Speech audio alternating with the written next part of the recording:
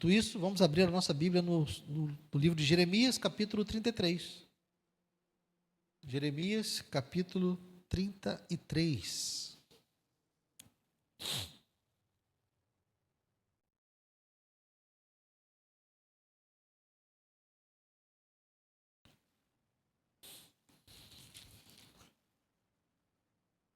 Jeremias 33. Vamos meditar no capítulo inteiro.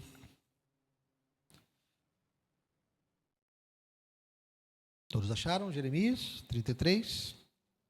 Diz assim: Quando Jeremias ainda estava encarcerado no pátio da guarda, a palavra do Senhor veio a ele pela segunda vez, dizendo: Assim diz o Senhor que faz essas coisas, o Senhor que as forma para as estabelecer. Senhor é o seu nome. Chame por mim e eu responderei. Eu lhe anunciarei coisas grandes e ocultas que você não conhece. Porque assim diz o Senhor, o Deus de Israel, a respeito das casas dessa cidade e das casas dos reis de Judá, que foram derrubadas para defender a cidade contra as rampas de ataque e a espada.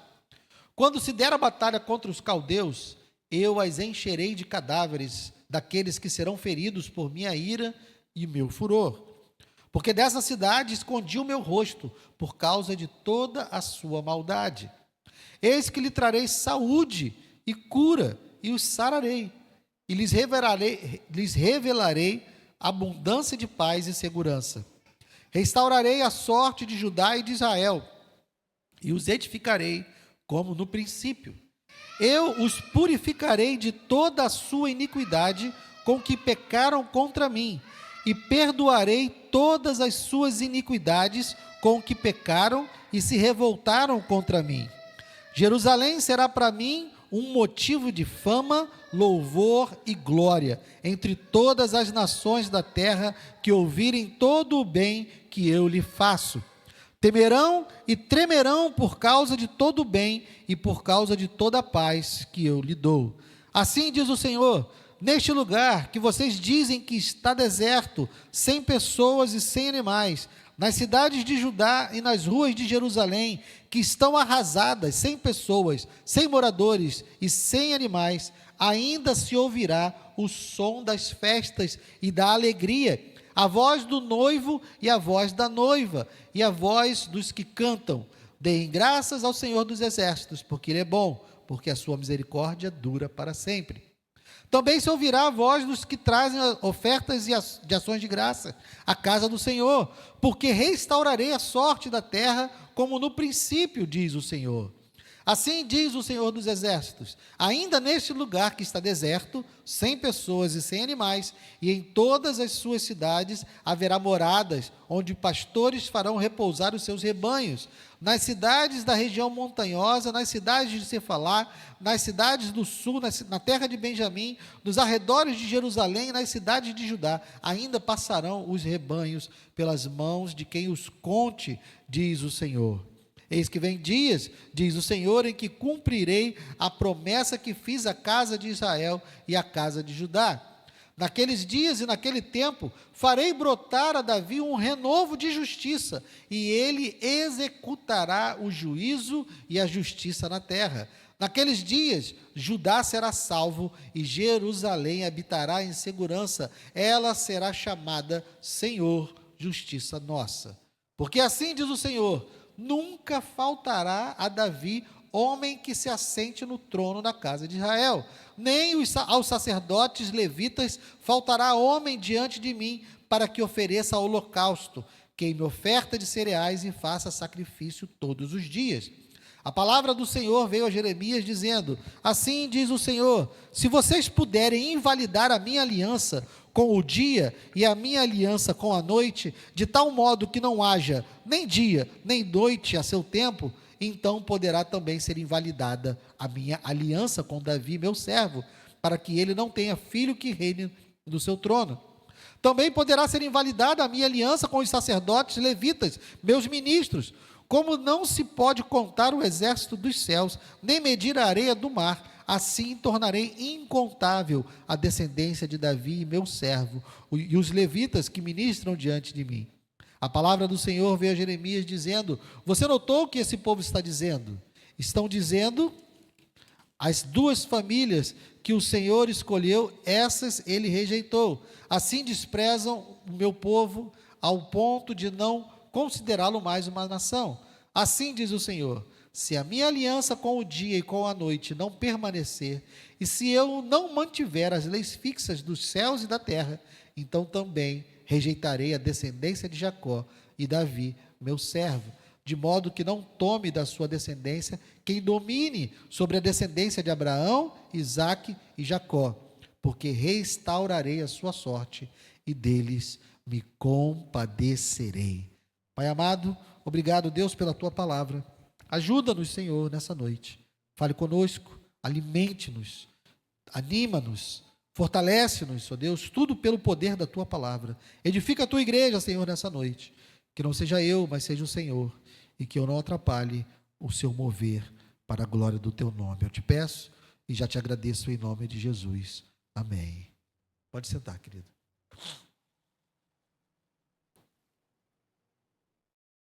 Hoje, na abertura do culto, nós lemos o Salmo 110. E nós vimos lá no Salmo 110 que Davi estava inspirado pelo Espírito, profetizando de que o Messias, aquele que o Senhor enviaria, ele iria juntar os dois ofícios, o de rei e o de sacerdote. No Salmo 110, nós fomos conduzidos a contemplar um rei que está entronizado à direita de Deus e também um sacerdote eterno. Tudo isso por conta de um juramento. Deus diz: eu jurei, e você será sacerdote para sempre. É o que está escrito no Salmo 110. Então, esse salmo nos apresenta uma esperança de quê?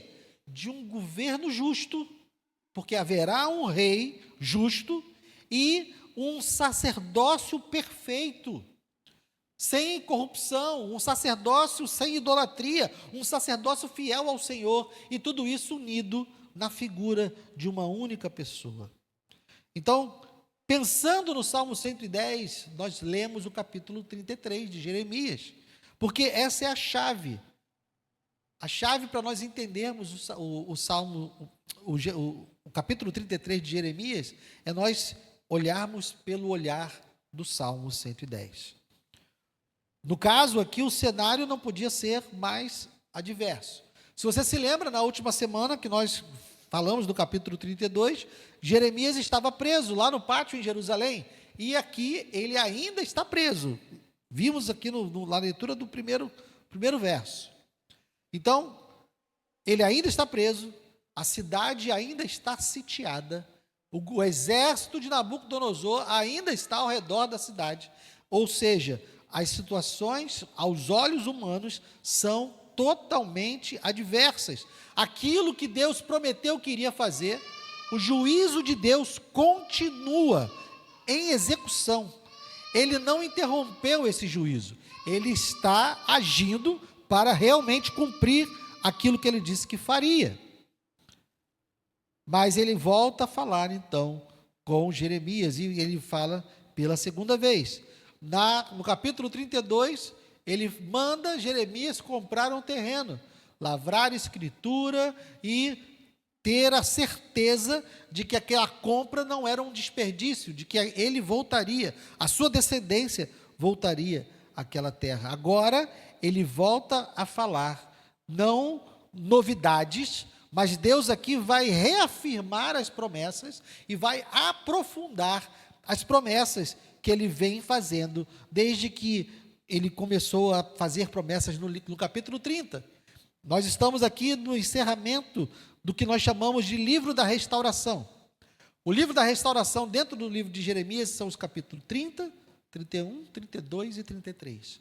A gente chama esses capítulos de livro da restauração. Então, esse livro se encerra aqui no capítulo 33. Então, esse capítulo ele não está inaugurando novas esperanças. Esse capítulo está trazendo uma âncora para a esperança, sabendo de que as promessas que Deus fez estão firmadas não em coisas que podem ruir, mas as promessas que Deus está fazendo aqui estão firmadas no próprio caráter de Deus, estão firmadas nas alianças que Ele fez, e é por isso que eles podem ter certeza de que essas promessas, elas vão se cumprir. Então, o texto começa com Deus falando ainda em meio a ruínas, em meio a situações, versos 1 a 3, quando Jeremias ainda estava encarcerado no pátio da guarda, a palavra do Senhor veio a ele pela segunda vez, dizendo: assim diz o Senhor que faz estas coisas, o Senhor que as forma para as estabelecer, Senhor é o seu nome. Chame por mim e eu responderei e lhe anunciarei coisas grandes e ocultas que você não conhece. As situações, como eu disse, não mudaram. Deus está afirmando: olha, esse cerco aí fui eu que fiz. Esse exército que está chegando para destruir Jerusalém, fui eu que fiz. Todos os acontecimentos que estão para vir, toda a destruição, todo o juízo que está por vir, fui eu que fiz. Mas também sou eu que estou fazendo essas promessas. Então, se da mesma forma que o juízo que eu declarei aconteceu, tenham tranquilidade, porque as promessas que eu estou fazendo também vão acontecer. A minha fidelidade é inabalável. Ele é o Senhor, é Ele que faz as coisas, é Ele que as forma, é Ele que as estabelece. Então, Deus é que tem controle de todas as coisas. E Deus não está aqui, Ele não esperou a situação melhorar para falar. Ele não esperou o exílio terminar, não, Ele está falando tudo antes. Antes mesmo da destruição completa, Ele já está dizendo: olha, vai destruir, mas eu vou reconstruir. Ele não se move pelas circunstâncias. Ele está falando quando os muros ainda estão caindo. Ele está falando quando a destruição ainda está acontecendo. Mas Ele está sustentando uma esperança no meio do colapso. O povo está no meio de um colapso e Deus está fazendo promessas de esperança para que eles passem por esse colapso, entendendo que o final é que importa. A restauração que Ele vai fazer é que importa. Não importa a dureza do juízo, não importa a dureza das circunstâncias, não importa a violência pela qual eles estão sendo atacados, nada disso importa. O que importa é a palavra do Senhor, é o que Ele está dizendo que vai fazer. Então é isso que eles devem olhar. Então, Ele promete uma restauração real e fundamentada em algo que não depende de absolutamente ninguém, apenas do Senhor. Verso 4 até o 13. Porque assim diz o Senhor, o Deus de Israel, a respeito das casas dessa cidade e das casas dos reis de Judá, que foram derrubadas para defender a cidade contra as rampas de ataque e a espada. Quando se der a batalha contra os caldeus, eu as encherei de cadáveres, daqueles que serão feridos por minha ira e meu furor, porque desta cidade escondi o meu rosto, por causa de toda a sua maldade. Eis que lhe trarei saúde e curarei e os sararei, e lhes revelarei abundância de paz e segurança. Restaurarei a sorte de Judá e de Israel, e os edificarei como no princípio. Eu os purificarei de toda a sua iniquidade com que pecaram contra mim, e perdoarei todas as suas iniquidades com que pecaram e se revoltaram contra mim. Jerusalém será para mim um motivo de fama, louvor e glória entre todas as nações da terra que ouvirem todo o bem que eu lhe faço.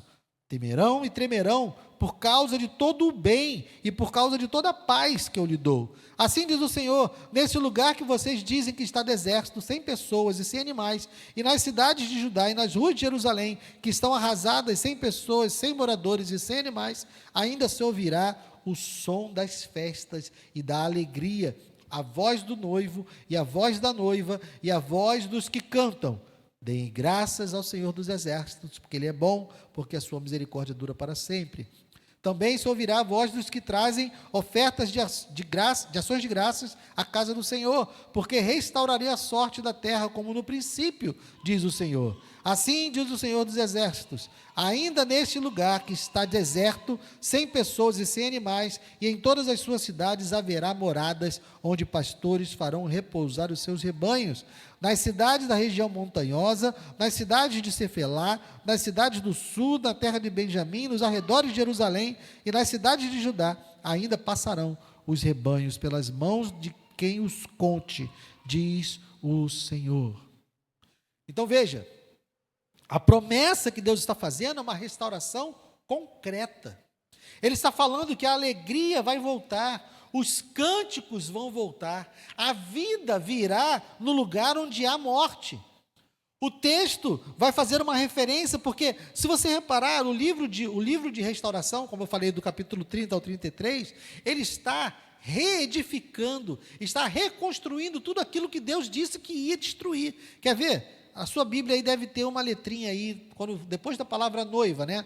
No verso 11, está dizendo, o som das festas e da alegria, a voz do noivo, a voz da noiva. Não tem uma letrinha na sua Bíblia aí? Tem? Uma letra D. Essa letra D está dizendo, olha lá no rodapé, está apontando para Jeremias, capítulo 7, verso 34. Vamos dar uma olhadinha lá, o que está escrito? Em Jeremias, capítulo 7, verso 34, rapidamente. Deixa aí, é marcado onde a gente está, mas vamos lá, 7:34. Quando Deus estava estipulando os seus juízos, no capítulo 7, verso 34, o que está escrito aí? Farei cessar nas cidades de Judá e nas ruas de Jerusalém o som das festas e da alegria. A voz de quem? A voz do noivo e a voz da noiva, porque ficará em ruínas. Mas agora ele está dizendo o quê? O que ele diz agora? Ele diz, o som, ainda se ouvirá, no final do verso 10, né? Ainda se ouvirá o som das festas e da alegria, a voz do noivo e a voz da noiva. Então ele está aqui declarando que vai reconstruir exatamente tudo aquilo que ele destruiu. Todo o juízo que ele trouxe sobre Jerusalém, todo o juízo que ele está trazendo sobre Judá, ele vai restaurar. Então, é uma citação direta, aquilo que ele destruiu, tanto que o ministério de Jeremias foi descrito como um ministério de quem iria derrubar e também iria edificar. Porque o livro de Jeremias é isso, por isso que o nome dessa série é Entre Lágrimas e Promessas, porque Deus está trazendo juízo, porque o povo é infiel, mas Deus também está trazendo restauração, porque Ele é fiel. O povo sofre por conta da sua infidelidade, mas o povo é restaurado por conta da fidelidade de Deus.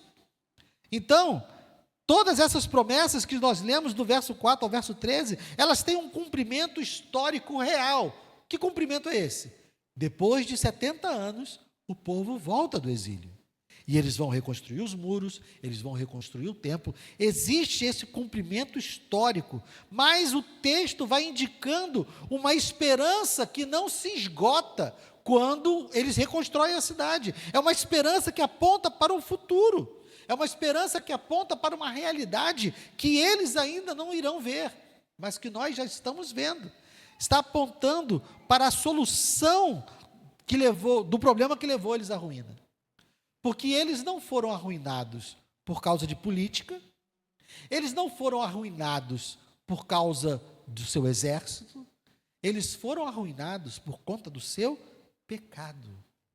O problema de Judá, o problema de Israel, não era um problema político, não era um problema militar, era um problema espiritual. Eles pecavam contra o Senhor, eles não conseguem manter a sua parte na aliança, e por isso sofrem as consequências. O que acontece é que, eu falei no início dessa série, né, logo no começo do livro, Jeremias está com o livro de Deuteronômio debaixo do braço. E lá em Deuteronômio tem as bênçãos da obediência e as maldições da desobediência. E o que Jeremias está profetizando aqui nada mais é do que o que está escrito em Deuteronômio. Porque Deus disse que se eles não cumprissem a sua aliança, eles sofreriam aquelas maldições. Então, Deus está sendo fiel, mas Ele está agora trazendo e apontando para uma nova aliança. Como nós vimos no capítulo 31, nós temos Deus já aqui desenhando uma nova aliança, e o Senhor está fazendo isso por conta da sua fidelidade. Então agora, ele, depois de falar dessa restauração, ele vai falar do novo rei e da preservação do sacerdócio. Ele vai falar: olha, esses reis que vocês tiveram falharam, esses reis que vocês que se levantaram entre vocês, embora sejam descendência de Davi, eles falharam, não foram fiéis. E os sacerdotes também, que estavam entre vocês, também não eram sacerdotes fiéis, eles também não fizeram o que deveriam fazer. Mas Deus, por conta da sua fidelidade, e por conta das alianças que ele fez com Abraão, e por conta das alianças que ele fez com Davi, e por conta de uma aliança que nenhum de vocês vai se lembrar, porque passa muito batido, uma aliança que ele fez com Finéias, e a gente vai ver isso. Deus está restaurando o reinado e o sacerdócio, versos 14 a 18. Eis que vem dias, diz o Senhor, em que cumprirei a promessa que fiz à casa de Israel e à casa de Judá. Naqueles dias e naquele tempo, farei brotar a Davi um renovo de justiça, e ele executará o juízo e a justiça na terra. Naqueles dias, Judá será salvo, e Jerusalém habitará em segurança, e ela será chamada Senhor, justiça nossa. Porque assim diz o Senhor: nunca faltará a Davi homem que se assente no trono da casa de Israel, nem aos sacerdotes levitas faltará homem diante de mim, para que ofereça holocausto, queime oferta de cereais e faça sacrifícios todos os dias. Deus está afirmando e reafirmando a aliança que ele fez com Davi. Aqui está a resposta do colapso de liderança que houve entre eles. Os motivos, os pilares, que fizeram com que Israel caísse foram os reinados fracos e os sacerdotes infiéis. Reis fracos e sacerdotes infiéis. Então ele agora está trazendo a solução. Ele está trazendo um trono que não será sustentado pelos seres humanos, um trono que não é sustentado pela fidelidade dos reis, mas é um trono que é sustentado pela fidelidade de Deus às suas promessas. Segundo Samuel 7, nós não vamos abrir, mas fica como lição de casa, para você ler a aliança que Deus faz com Davi. É uma aliança incondicional. A aliança que Deus faz com Abraão também é uma aliança incondicional. A aliança que Deus faz com Abraão, nós não vamos ler agora, mas fica como dever de casa para você ler Gênesis capítulo 15. Anote para você ler em casa. Deus estipula, e há um ritual sendo feito, animais são partidos, esses animais são colocados de um lado e do outro, e no rito daquela cultura, todos aqueles que faziam promessas, que se comprometiam com a aliança, eles deveriam passar no meio dos animais. Por quê? Eles estavam declarando que se eles não cumprissem a sua parte na aliança, seria feito com eles a mesma coisa que foi feita com os animais, eles seriam partidos ao meio. Só que se você observar, nesse momento, quando Deus faz uma aliança com Abraão, apenas o Senhor passa no meio dos animais, porque Ele é quem está garantindo a aliança. Então a aliança que Deus faz com Abraão não depende de Abraão, porque Deus não coloca uma cláusula onde Abraão deve cumprir, é uma aliança incondicional.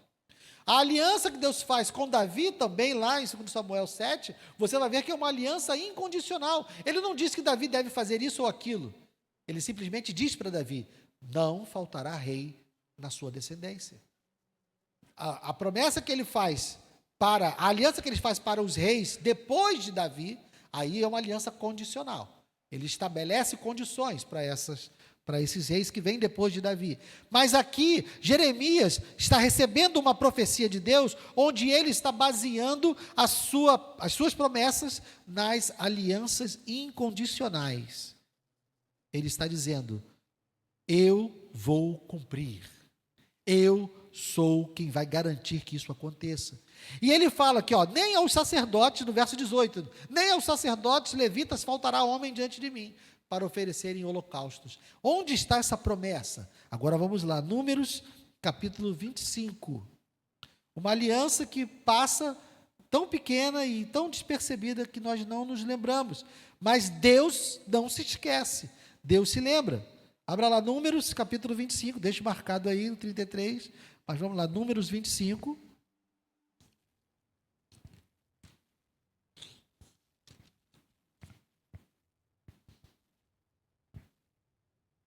Versos 11 a 13.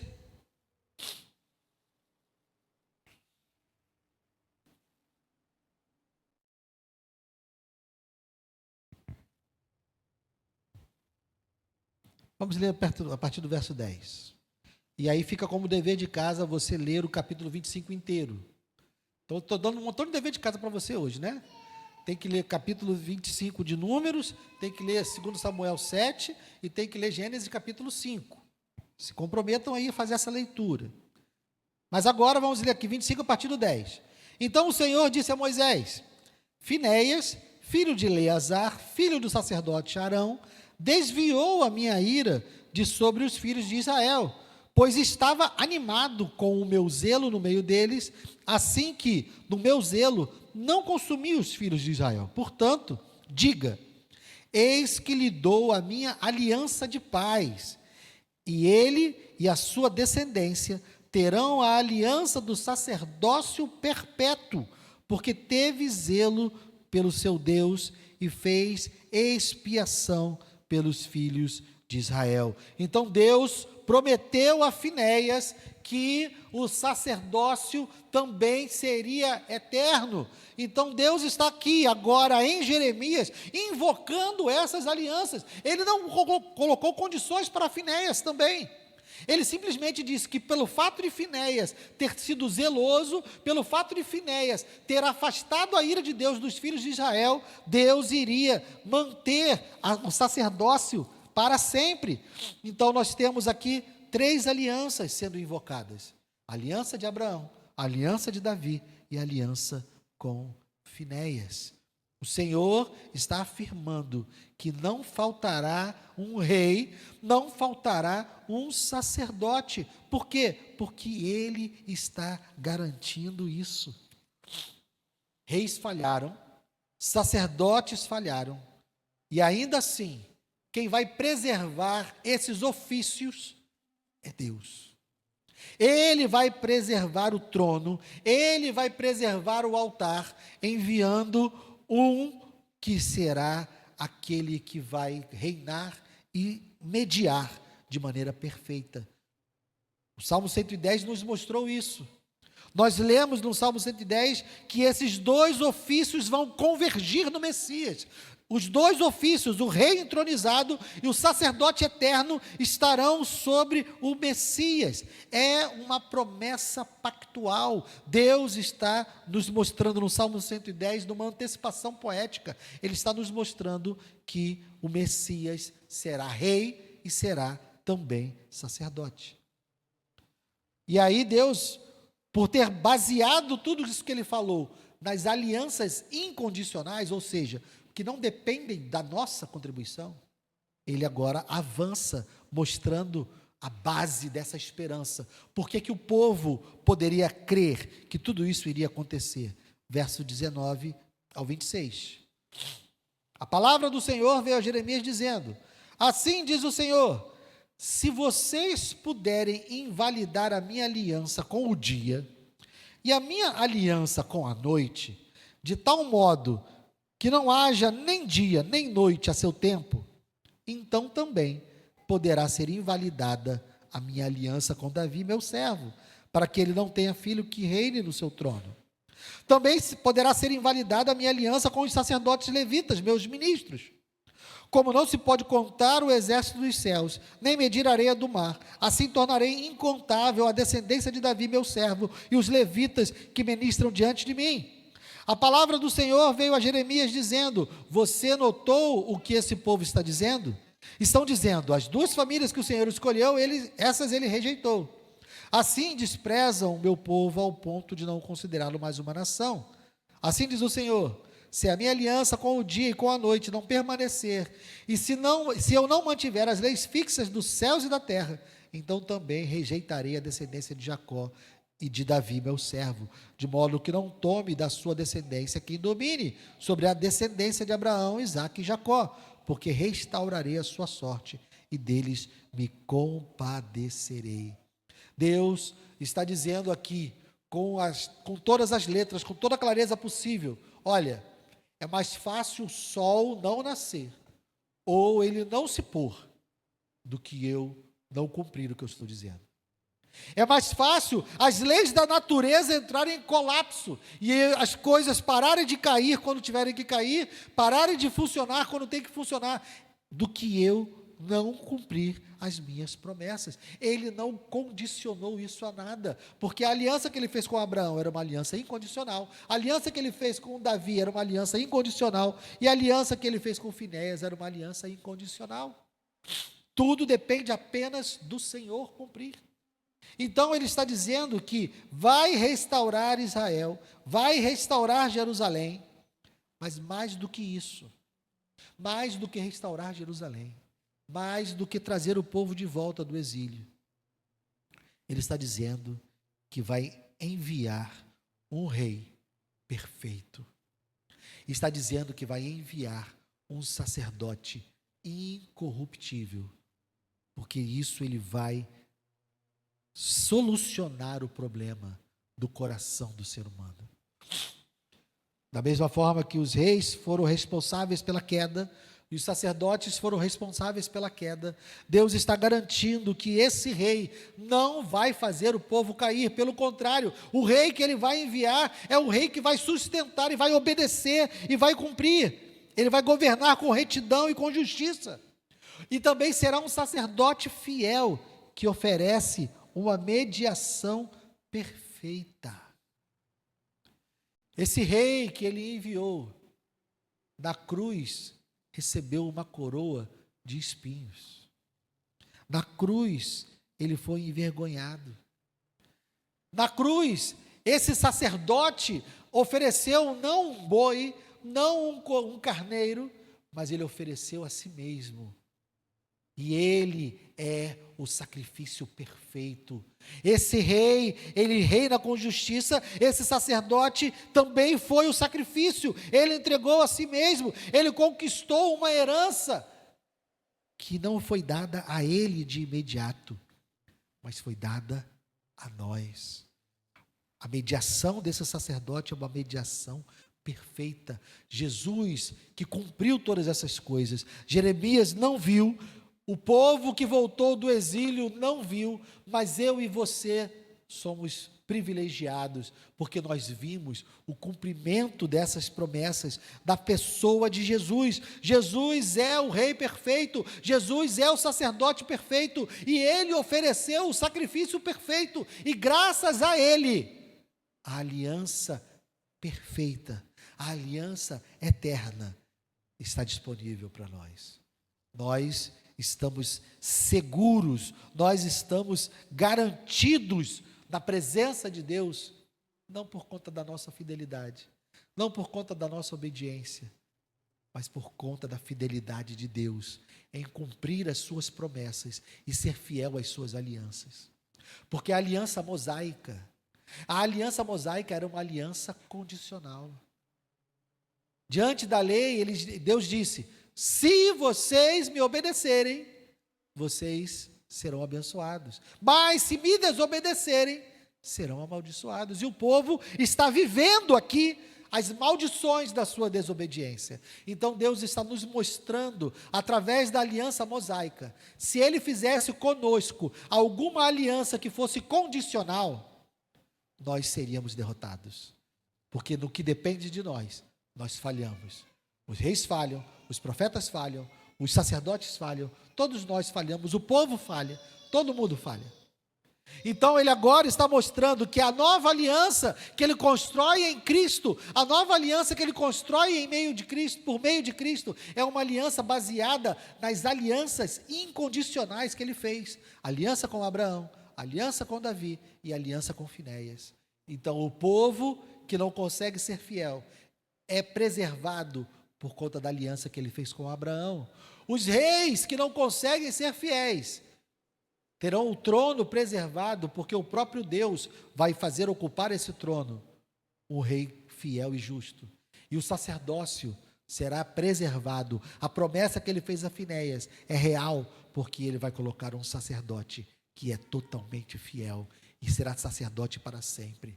Então Deus sustentou todas as suas promessas e nenhuma delas depende do nosso desempenho. Eu e você podemos descansar pela fé. Eu e você podemos confiar que todas as promessas de Deus serão cumpridas, não pela nossa fidelidade, mas por causa da fidelidade dele. Então daí nós tiramos 4 aplicações. Primeiro, não se preocupe com quem está governando. Não se preocupe. Um rei mau, um governo mau, traz dores, traz sofrimentos. Isso é real. Mas nós somos governados por Cristo. As autoridades vão falhar. As autoridades vão trazer sobre si juízos. Mas nós não somos mais súditos de nenhum rei. Nós não somos mais governados por nenhum presidente. Eu e você somos governados pelo Rei perfeito. Somos súditos de Cristo. É Ele que está sobre todos os tronos. É Ele que está sobre todos os governos. É Ele que reina soberano sobre todo o universo. Então a minha vida e a sua vida não estão nas mãos de nenhum governante humano. As nossas vidas estão nas mãos do Senhor Jesus. O trono dele permanece para sempre e nós podemos descansar nisso. Vivemos nesse mundo, votamos e fazemos o que é necessário, cumprimos o nosso papel de cidadão, mas nenhum governante determina o nosso destino. O nosso destino já foi determinado pelo Rei perfeito, que já entregou o sacrifício perfeito. E graças a ele, o nosso destino, meus irmãos, é o céu. Glórias ao nosso Deus. Segunda coisa, nossa salvação não depende da nossa constância. Por quê? Porque o sacerdote perfeito entregou o sacrifício perfeito e ele está agora na presença de Deus intercedendo por nós. Eu e você cometemos vários pecados hoje. Eu e você vamos cometer vários pecados amanhã. Mas Jesus está nesse momento diante de Deus, intercedendo por nós e apontando para o sacrifício perfeito que já pagou o preço do meu e do seu pecado. Então a nossa salvação não depende do nosso desempenho. Mais uma vez, quem encontra nessa verdade uma desculpa para viver como quer, é porque não entendeu nada. Nós, filhos de Deus, quando ouvimos a verdade de que o próprio Deus já garantiu a nossa entrada no céu, nosso desejo não é pecar. O nosso desejo é agradar aquele que nos deu essa bênção maravilhosa. Então, a nossa santidade, a nossa busca para fugir do pecado, a nossa busca para vencer o pecado, não é para sermos salvos, é porque nós já fomos salvos. E ao reconhecer que o presente da salvação é tão maravilhoso, é tão lindo, é tão esplendoroso, e o Deus que nos deu esse presente merece que nós busquemos a santidade. Então a nossa entrada no céu não depende de nós. A nossa fé vacila, mas Ele não vacila. Ele está lá, fiel, diante do Senhor, intercedendo por nós. Terceira coisa, nós podemos descansar mesmo em meio a tempos de ruínas. Jeremias e o povo receberam essas promessas no meio do caos. Cidade sitiada, exército inimigo na porta, promessas de destruição. Eles sabiam que os muros seriam destruídos, eles sabiam que os templos seriam destruídos, mas eles receberam essas promessas no meio disso tudo. Então, eu e você não precisamos ficar preocupados com o que vai acontecer. Para nós, parece algo distante, porque nós vivemos num lugar tranquilo. Tranquilo em relação à nossa fé. Não tem ninguém nos perseguindo, não tem ninguém fechando a porta aqui. São promessas como essa, meus irmãos, que sustentam homens e mulheres que estão vivendo e pregando o Evangelho em lugares que a sua vida corre risco. Nós temos irmãos hoje que são sustentados por essas promessas, que eles não podem se reunir publicamente, eles precisam se esconder em lugares, e se forem descobertos, podem ser mortos, podem ser presos. O que faz essas pessoas continuarem seguindo Cristo? Eles sabem que as promessas que Deus fez são reais, a despeito de qualquer coisa que esteja acontecendo. Eles sabem que se eles forem pegos e ainda assim forem mortos, eles sabem que as promessas que Deus fez a eles são reais, por isso eles avançam. Nós não conseguimos entender plenamente, porque nós estamos vivendo um tempo de paz. Mas, meus irmãos, isso pode não durar para sempre. Nós precisamos ter os nossos olhos, nosso olhar apontados para a realidade de Deus, aquilo que Ele tem para nós no futuro. É isso que vai nos sustentar, porque se nossos olhos não estiverem colocados nas promessas de Deus, o dia que entrar uma guarnição do exército, ou sei lá o que for, dizendo que nós precisamos negar o nosso Deus, porque senão nós seremos mortos, nós vamos negar. Se nossos olhos estiverem colocados nas situações desse mundo, nós não vamos sustentar. Deus está nos dando promessas, como Deus deu a esse povo, para que eles pudessem firmar, sabendo que Deus é fiel. Então, nós podemos descansar, a despeito de qualquer situação. E quarta e última aplicação, a restauração é certa. Sabe por que você e eu vamos para Nova Jerusalém? Porque Deus é fiel. Não depende de nós, não depende de você.